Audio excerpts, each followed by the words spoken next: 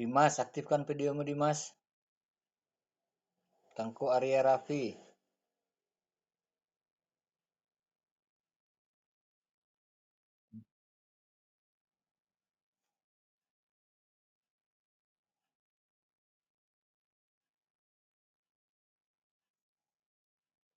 Oke, silakan ditutup videonya.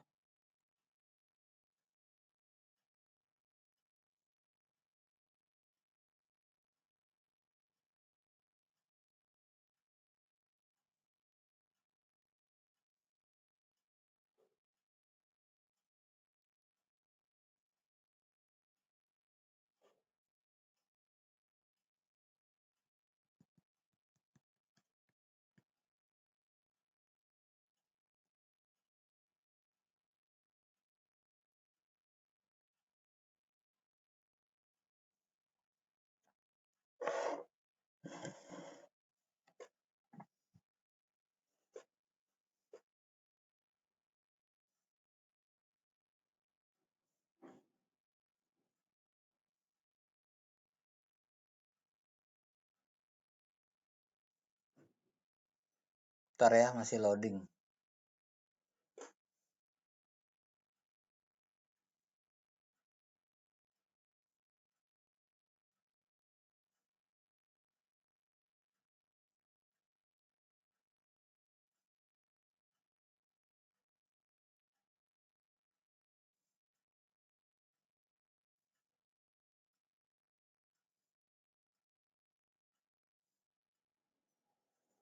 Oke, kelihatan slide saya.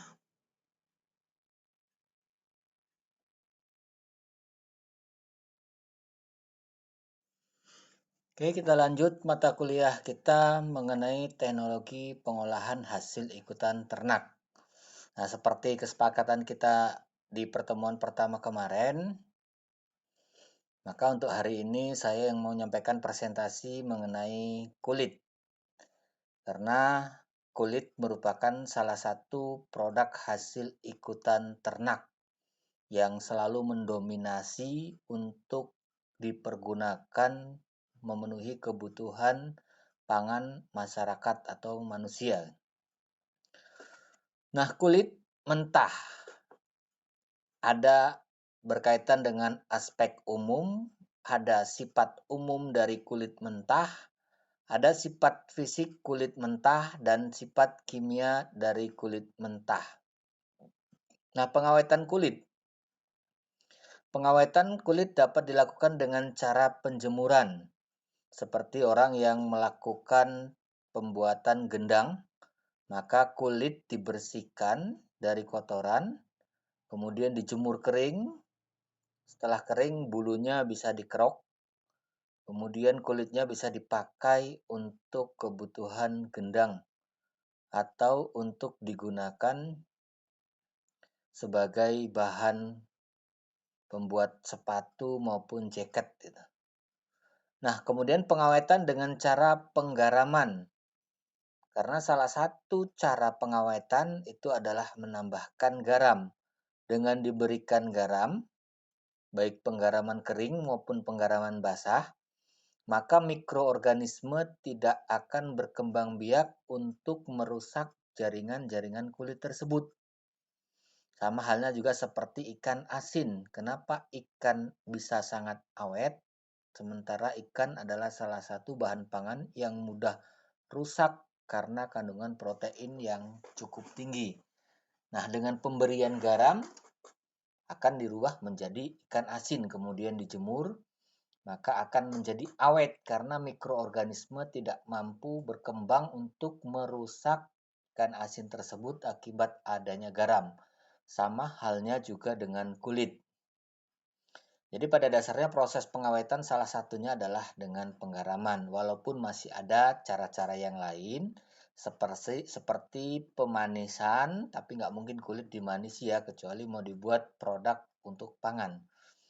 Nah, kemudian bisa juga dengan pengeringan atau pengasapan. Jadi pengasapan juga merupakan salah satu proses pengawetan, sama halnya seperti ikan sale, pisang sale. Jadi ketika sudah diasapin, dia akan menjadi awet karena dia akan tertutupi dengan kandungan-kandungan asap yang juga akan membuatnya semakin rendah kandungan airnya atau bahan keringnya akan menjadi naik.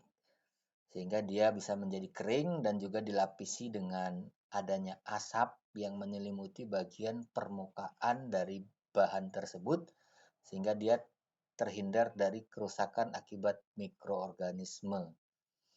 Nah, kemudian ada lagi pengawetan yang lain misalnya dengan cara pembekuan. Jadi bahan pangan yang dimasukkan ke dalam kulkas, mikroorganisme tidak mampu melakukan proses penguraian atau perusakan sehingga awet. Daging dimasukkan ke kulkas, kulit dimasukkan ke kulkas bertahun-tahun, berpuluh tahun bahkan dia tidak akan rusak. Ada juga cara yang lain, tapi ini tidak lazim ya, misalkan dengan cara pemberian bahan kimia tertentu seperti formalin ataupun kandungan basah kuat tertentu ataupun bahan-bahan kimia seperti ketika membuat mumi di balsem ya. Yang jelas kerusakan itu akan terjadi kalau bahan baku tersebut tidak ada pelindung material apapun. Tapi kalau dilindungi dengan zat tertentu yang mengakibatkan mikroorganisme tidak mampu untuk merusaknya atau berkembang biak, maka dia akan awet.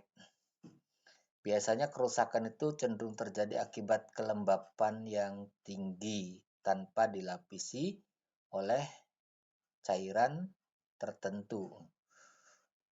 Nah, pengawetan dengan pingkel gitu. Kemudian pedoman kulit awet. Nah, itu ada beberapa hal topik yang mau dibahas pada slide ini. Poin 1 dan poin 2 tersebut. Kemudian dasar teknologi kulit. Timbulnya ilmu ini bersifat empiris. Artinya apa empiris? Berdasarkan pengalaman, berdasarkan coba-coba. Nah, sama juga seperti kondisi sekarang ini. Pada dasarnya ilmu pengetahuan yang ada ini adalah berdasarkan percobaan-percobaan yang pernah dilakukan oleh nenek-nenek moyang yang terdahulu. Belum ada dikupas secara teoritis dan juga secara akademisi gitu. Orang dulu sudah melakukan percobaan dengan melakukan proses-proses tertentu. Misalkan membuat tape. Jadi nggak tahu orang itu cara membuat tape, dicoba-coba, wah ternyata enak. Hanya ditambahkan ragi tertentu yang dibuat dari bahan ini. Nah, kemudian setelah berkembangnya ilmu pengetahuan, ternyata ragi itu mengandung Saccharomyces. Sama halnya seperti juga buat tempe. Jadi tempe itu bukan ditemukan oleh orang akademisi, tapi berdasarkan pengalaman ataupun bersifat empiris dari orang-orang terdahulu yang melakukan percobaan. Ditambahkan hal tertentu, nah ternyata kedelai ini bisa lebih enak rasanya untuk dikonsumsi dan lebih menyehatkan. Ternyata setelah dikupas oleh ilmu pengetahuan, ternyata ragi yang dipakai itu adalah Rhizopus oligosporus. Nah, itu jenis bakteri yang diberi nama untuk membuat tempe ya. Sementara kalau tape tadi Saccharomyces cerevisiae gitu. Jadi akhirnya dikupas, oh begini adalah ilmu pengetahuan yang akhirnya berkembang. Walaupun dasar-dasarnya terdahulu itu ilmu adalah bersifat empiris atau pengalaman-pengalaman dari para leluhurnya. Nah, umpamanya orang India kuno atau Inka ya, India kuno mencoba-coba merendam kulit hewan segar dalam rendaman kulit kayu yang rasanya kesat ya, kesat itu seperti kita makan sawo yang masih mentah, itu rasanya kesat ya. Nah, ternyata itu adalah gambir, kemudian mangrove mimosa, golongan di Cotyledon. Jadi dengan seperti itu, nah ternyata kulit bisa lebih awet. Nah, kenapa? Rupanya sekarang dikupas ternyata mengandung senyawa tertentu yang membuat mikroorganisme tidak bisa berkembang biak. Itu adalah salah satu proses pengawetan alamiah yang dilakukan oleh orang India kuno untuk mencoba-coba melakukan pengawetan terhadap kulit. Kemudian orang Eskimo mencoba dengan otak beruang, ternyata membuat kulit hewan menjadi awet dan lebih lemas atau kulit beludru. Jadi kulit beruang diambil otak beruang diambil orang itu, nah kemudian dibalurkan ke kulit. Ternyata kulitnya bisa menjadi lebih lemas dan menjadi kulit beludru, lebih enak untuk dikonsumsi mungkin gitu. Sama halnya juga orang mencoba-coba gitu. Bagaimana untuk membuat daging supaya empuk ketika dikonsumsi tidak alot. Nah, direndam dengan nanas gitu. Padahal hanya nanas saja. Nanas diparut ataupun dicincang-cincang, kemudian dilumurkan ke daging mentah. Selang 5 menit atau 10 menit daging mentah tersebut dimasak. Ternyata masak dengan sebentar saja sudah membuat daging tersebut menjadi lembut. Nah, ternyata usut-usut berdasarkan ilmu pengetahuan, ternyata enzim yang ada di dalam nanas mampu melakukan perombakan terhadap otot ataupun daging untuk bisa menjadi lunak konsistensinya. Nah, dengan berkembangnya ilmu kimia, fisika, ilmu teknologi, kulit ini mengikutinya. Nah, kemudian kita bahas mengenai aspek umum. Jadi pengertian dari kulit. Kulit merupakan organ terbesar dari tubuh yang menutupi seluruh permukaan tubuh dan mempunyai beberapa fungsi yang penting besarnya, antara 10 sampai 20% dari tubuh. Karena kulit mempunyai fungsi yang pertama adalah melindungi tubuh dari kehilangan cairan tubuh yang berlebihan. Dia memberikan filter, memberikan saringan tertentu supaya mengatur kelembapan daripada otot yang dilapisi oleh kulit tersebut. Jadi itu fungsi daripada kulit yang pertama. Nah, kemudian yang kedua, dia mampu memelihara temperatur tubuh, mengatur tekanan osmosis daripada tubuh, supaya tubuh tidak kehilangan cairan. Temperaturnya tetap dipertahankan. Ketika panas, maka kulit akan mengeluarkan keringat, supaya kelembapan daripada organ-organ tubuh tetap terjaga. Jadi dibuanglah keringat tersebut melalui kelenjar yang ada di dalam kulit. Pori-porinya mengeluarkan keringat. Nah, itu adalah fungsi daripada kulit yang nomor 2. Kemudian organ peraba, jadi pembeli rasa gitu. Kulit kita itu memberikan rasa, ketika kita raba terasa dia, ada yang meraba. Nah, sebagai organ perasa dalam proses perabaan.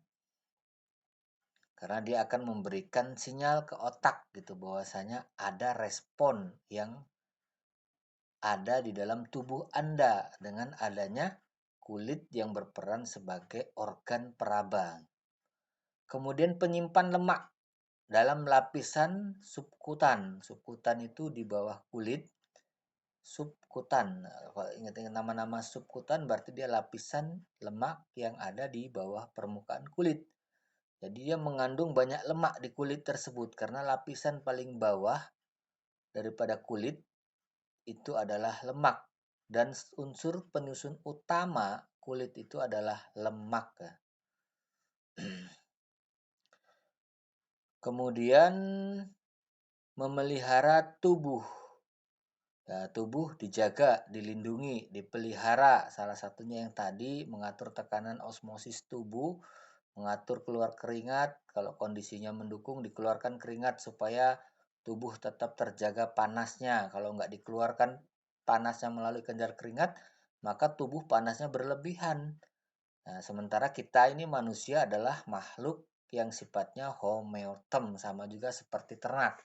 Kita sudah bahas kemarin itu di ilmu lingkungan ternak. Homeotem adalah makhluk hidup yang suhu tubuhnya tetap stabil, tidak tergantung kepada suhu lingkungan. Jadi ketika suhu lingkungan panas, Nah, tubuh kita tetap juga suhunya 36, sama juga seperti sapi gitu. Ketika suhunya dingin, tubuh kita tetap juga 36, sama juga seperti sapi gitu. Kecuali kita mengalami sakit. Maka itu adalah proses abnormalitas dari tubuh kan itu. Tapi kalau kondisi normal maka tubuh tetap akan menjaga kondisinya supaya suhunya tetap stabil. Salah satu yang punya peranan penting itu adalah kulit karena dia mengatur pengeluaran air.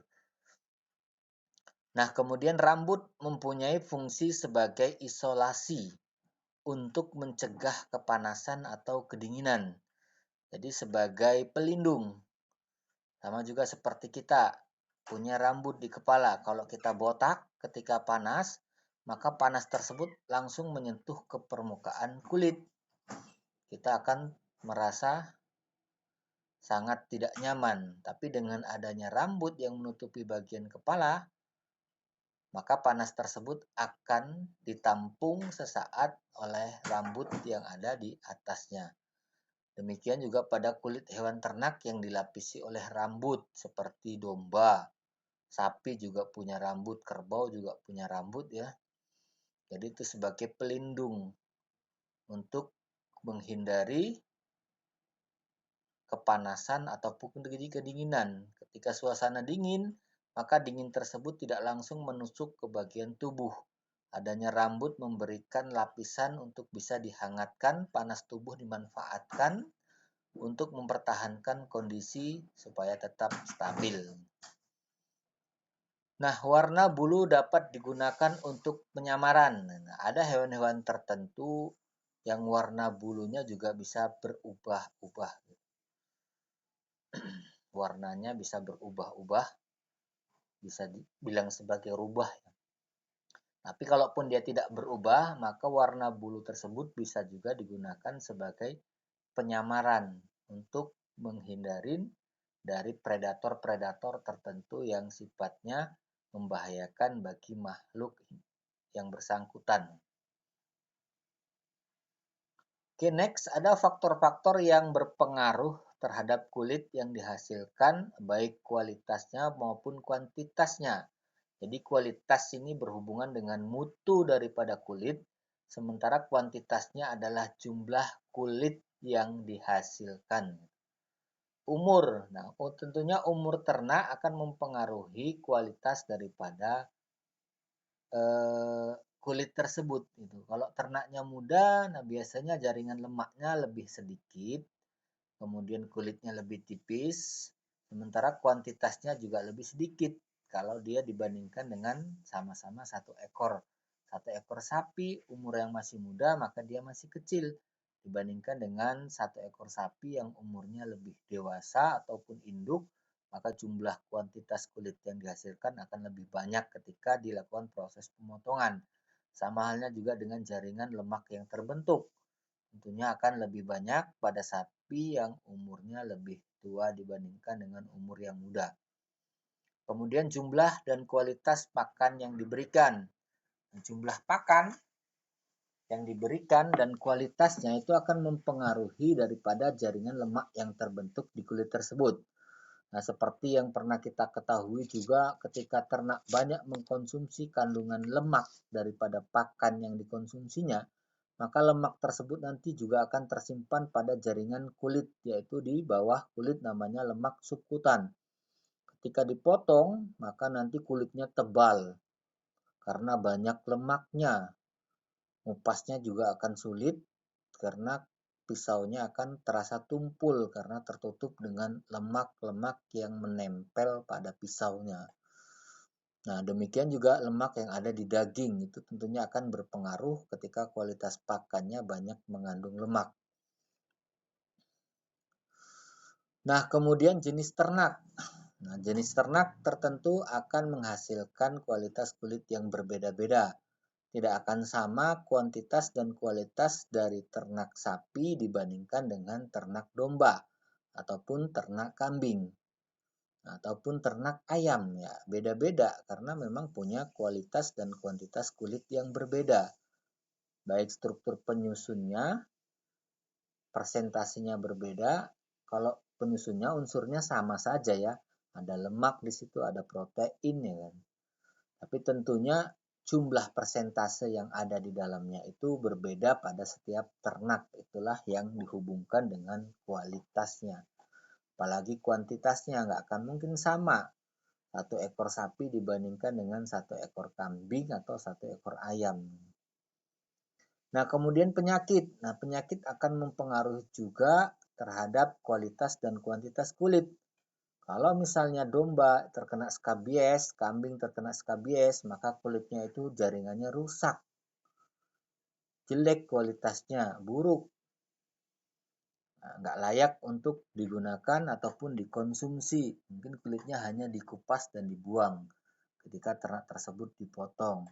Kemudian ada penyakit-penyakit kulit yang lainnya juga bisa berpengaruh selain daripada skabies. Tapi yang umum, yang sering menjangkit ternak, penyakit kulit yang sangat fatal itu adalah skabies atau kurapan ya. Bulunya pun rontok semua, kulitnya berkurap akibat adanya parasit yang melekat pada bagian kulitnya. Nah, kemudian cara pemeliharaan. Cara pemeliharaan akan mempengaruhi. Nah, ketika sapi dipelihara di keram saja dibandingkan sapi yang digembalakan pada sore hari atau dia cukup melakukan proses exercise walaupun dia dikeram tapi ternyata proses pengeraman tersebut pada jam-jam tertentu di setiap harinya ada proses exercise ataupun olahraga daripada sapi untuk ditempatkan pada lapangan tertentu dan diberikan treatment misalnya disuruh lari sapinya. Maka kulitnya itu juga kuantitas dan kualitasnya akan berbeda. Biasanya kandungan lemaknya akan lebih rendah dibandingkan dengan sapi yang hanya dikeram tanpa adanya exercise ataupun olahraga. Nah, kemudian jenis kelamin antara jantan dan betina tentunya akan berbeda kualitas maupun kuantitas kulitnya. Biasanya ternak jantan kulitnya itu kandungan lemaknya lebih rendah dibandingkan dengan betina induk. Kemudian musim. Nah, ini mungkin kalau pada daerah-daerah yang iklim subtropis punya 4 musim, punya pengaruh yang besar terhadap kualitas dan kuantitas kulit. Tapi kalau di Indonesia karena hanya punya 2 musim, ini tidak terlalu signifikan proses pengaruhnya terhadap kualitas dan kuantitas kulit. Kemudian cara penanganan dan pengelolaan kulit. Nah, cara penanganan dan pengelolaan kulit akan menentukan kualitas dan kuantitasnya. Nah, ketika orang yang melakukan proses pembesetan ataupun pemisahan antara kulit dengan daging, caranya bagus, tidak banyak daging yang menempel, tentunya kualitas kulit akan lebih baik ketika nanti digunakan sebagai bahan produk olahan, baik itu untuk jaket, sepatu, ataupun untuk proses pengolahan makanan gitu. Dibandingkan orang yang melakukan penanganannya buruk ketika membeset masih banyak daging yang melengket pada kulit gitu. Karena keterampilan orang ini kan berbeda-beda ketika membeset kulit dari hewan ternak ketika proses pemotongan. Nah, kemudian cara penanganan yang lain, nah ini seperti setelah kulit dikeluarkan dari dalam tubuh ternak, kemudian bagaimana treatment yang dilakukan, apakah diberikan garam dulu sebelum sempat diolah ataupun langsung direndam di air panas atau bagaimana, ini tentunya juga akan mempengaruhi kualitas dan kuantitas kulit. Tak ubahnya seperti kita memasak. Bahan baku yang sama, sementara orang yang berbeda itu akan menghasilkan rasa yang berbeda karena punya keterampilan masing-masing untuk menakar bumbu dan mengatur tingkat kematangan bumbu serta bahan baku yang dimasak. Jadi sama bahan bakunya tapi beda orang yang melakukan pengolahan maka nanti akan menghasilkan kualitas dan kuantitas yang berbeda pula. Seperti contoh yang saya sampaikan tadi ketika proses memasak. Nah, kemudian pengulitan adalah suatu kegiatan memisahkan kulit dari tubuh ternak yang sudah disembelih sehingga dihasilkan kulit segar. Jadi ketika proses pemotongan hewan ternak akan dilakukan proses pemisahan antara kulit dengan daging, terutama pada ternak sapi dan domba ya. Kalau ayam biasanya langsung dicincang, dijual antara daging, kulit, dan tulang menjadi satu. Sementara kalau domba, hewan-hewan ternak sedang dan besar ya, sapi, kuda, nah itu semuanya ketika dijual di pasar, maka akan dilakukan proses pengulitan, pemisahan antara kulit dengan daging. Nah ini adalah disebut sebagai proses pengulitan. Kegiatan memisahkan antara kulit dari tubuh ternak yang disembelih sehingga dihasilkan kulit yang segar. Nah, masuk ke slide yang nomor 5 ya. Ada kulit mentah atau kulit segar dan juga ada kulit mentah tapi dikeringkan. Sama-sama mentah tapi yang satu segar baru dipotong, yang satu setelah dia dipotong langsung dikeringkan baik melalui proses pengeringan buatan maupun proses pengeringan alami. Kalau alami ya dijemur di sinar matahari ya. Tentunya prosesnya panjang, lebih dari 1-2 hari untuk pengeringannya, tergantung kepada cuaca. Tapi kalau menggunakan proses pengeringan buatan atau artifisial, nah itu bisa cepat, mungkin proses dalam waktu 1-2 jam, kulit bisa kering, dimasukkan ke dalam suatu tempat seperti oven ya, atau ruang pemanas namanya.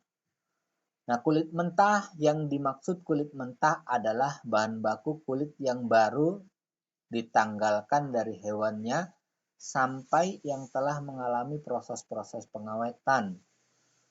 Pada umumnya hewan mamalia, reptil, aves, kulitnya dapat diawetkan, disamak.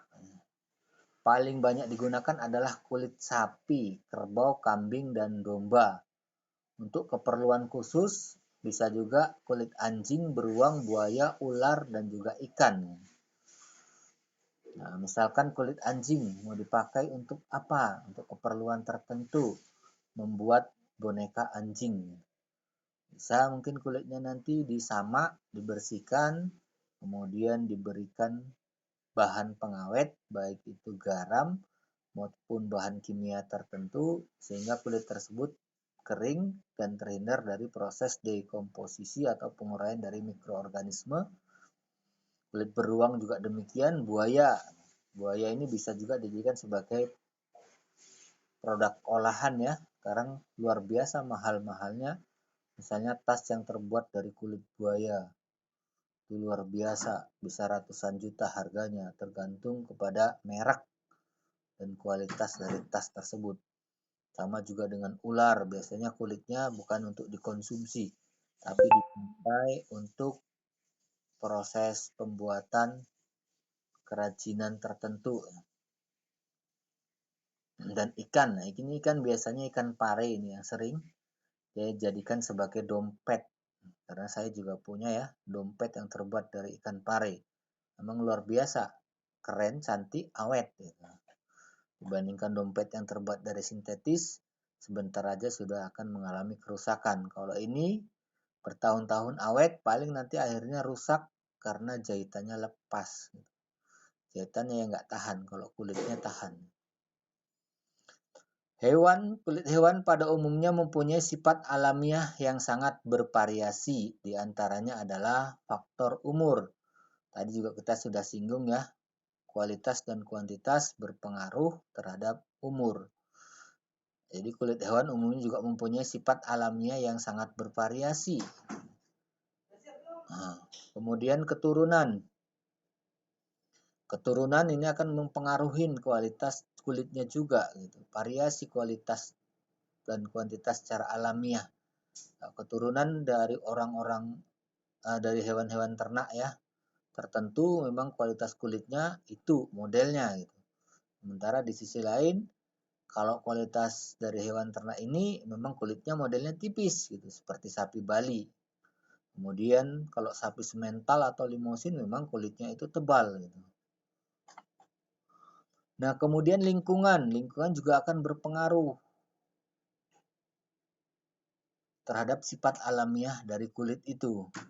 Ketika dia sering mendapatkan cekaman panas, dia akan berbeda dari ternak yang selalu mendapatkan comfort zone atau zona nyaman terhadap kualitas sifat alamiah dari kulit segar tersebut. Nah, kemudian ada manajemen, ini berhubungan dengan tata laksana pengelolaan hewan ternaknya. Kemudian ada bangsa breed. Contohnya kulit sapi FH dibandingkan dengan sapi ongol tentunya akan berbeda. Kulit sapi FH jantan dan FH betina itu sudah beda lagi. Kulit sapi tua dengan sapi muda beda lagi. Sapi FH kurus dengan sapi FH gemuk, walaupun satu bangsa dan umur yang sama, itu juga akan berbeda. Nah, sepertinya teman-teman sudah mampu menelaah dari keterangan yang sudah saya sampaikan pada slide nomor 3 tadi ya. Oke, sampai di sini ada yang mau didiskusikan? Silakan. Ini pengantar sesaat terhadap hewan ternak, terutama produk ikutannya kulit. Suara saya masih jelas?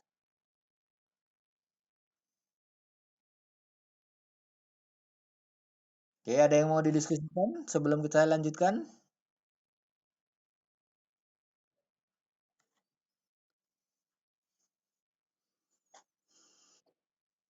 Kalau nggak ada, saya akan lanjutkan. Jadi apa yang saya paparkan ini adalah deskriptif yang bisa teman-teman ambil hikmahnya untuk menerangkan beberapa hal nantinya ketika teman-teman mendapat problem ataupun pertanyaan-pertanyaan berkisaran dengan hewan ternak. Karena faktor-faktor yang saya sebutkan tadi itu bisa menjadikan bahan pemikiran teman-teman untuk menganalisis jawaban yang disampaikan.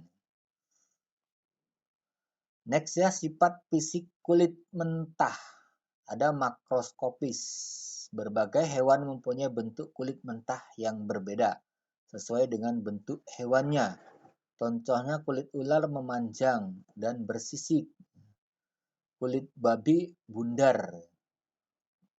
Kemudian kulit buaya mempunyai lapisan tanduk berbungkul-bungkul.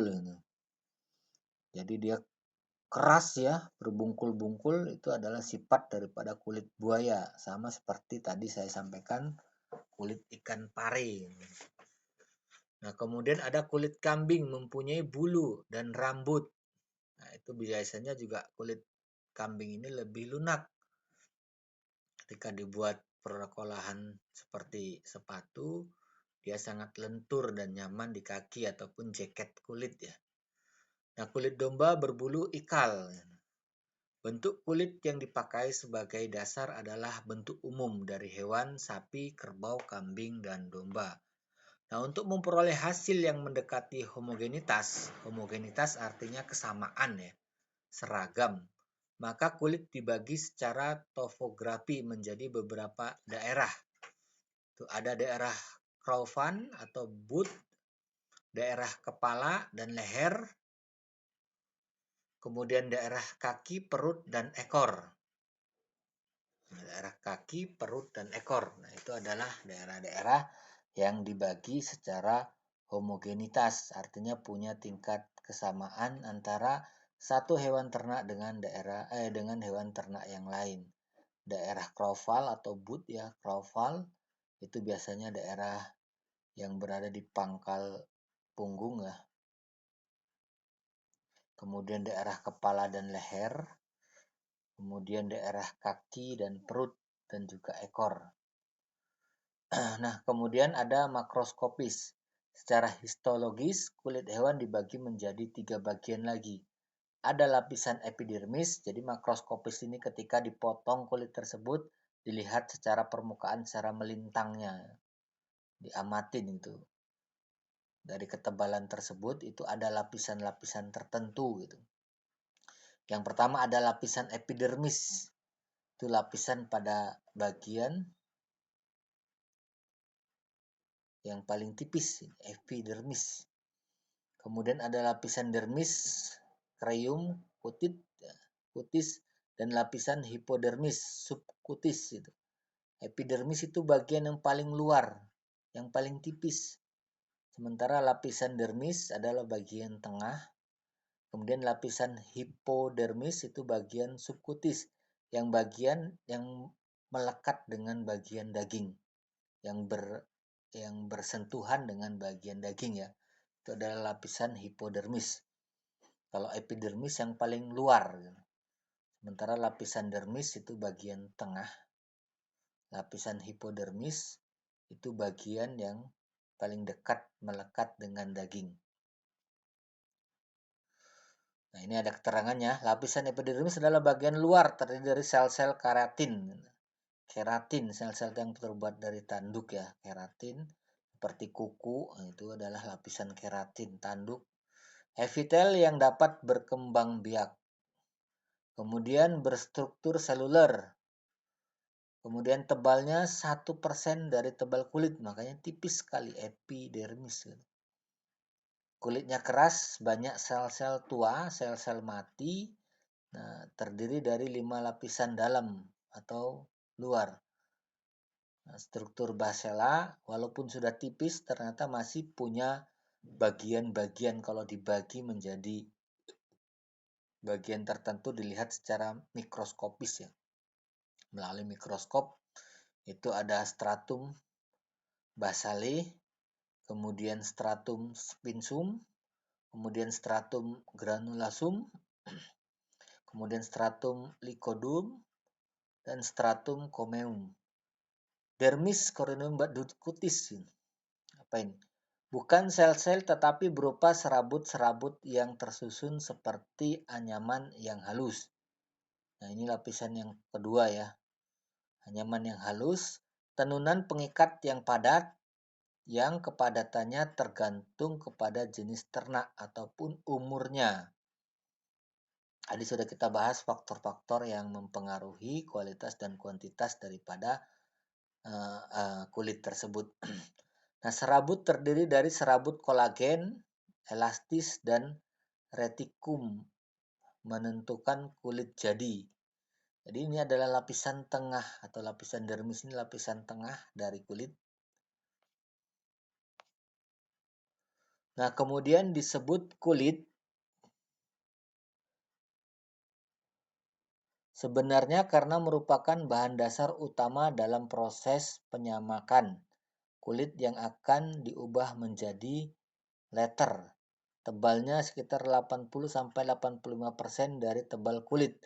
Jadi ini lapisan yang kedua ini adalah lapisan dermis yang paling tebal daripada kulit. Lapisan ini dibedakan menjadi dua bagian. Ada parapalparis, para reticularis. Dalam antrian kedua, bagian ini tidak ada pembatas yang jelas. Tuh, kemudian ini ada lapisan paraparialis ya, parapapiaris, susah juga bilangnya. Yang jelas ini adalah lapisan-lapisan daripada kulit itu ya, di bagian lapisan kedua atau lapisan tengah. Kemudian ada parareticularis gitu.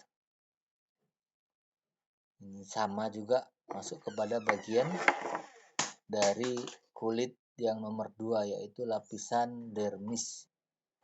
Nah, kemudian yang C ya, hipodermis atau subkutis, lapisan terdalam dari kulit yang terdiri dari jaringan penyambung yang menghubungkan krorum secara longgar dengan bagian tubuh yang berdekatan atau memungkinkan dapat bergeser terhadap bagian tubuh. Terdiri dari kolagen, elastin, dan sel-sel lemak. Pada proses penyamakan kulit, lapisan ini dibuang secara mekanik dalam proses flashing. Jadi proses flashing ini proses pembersihan kulit untuk diolah menjadi produk tas ataupun kulit kering nantinya.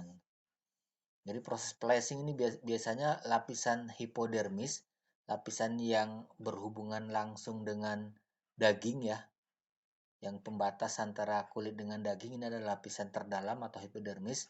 Nah, ini ketika proses penyamakan kulit, ketika kulit diolah untuk menjadi produk bahan baku tas ataupun tali ikat pinggang dan jaket kulit segala macamnya itu, nah itu akan di flashing. flashing itu seperti diamplas ya. Diamplas atau dikerok. Kerok karena dia memang tidak terpakai gitu. Dihaluskan dia. Nah, mungkin ini dulu teman-teman sebelum kita masuk ke sifat kimia kulit mentah. Ini kita lanjut di minggu depan sifat kimia kulit mentah. Kita sampai 10 slide saja hari ini. Ada yang mau didiskusikan? Silakan.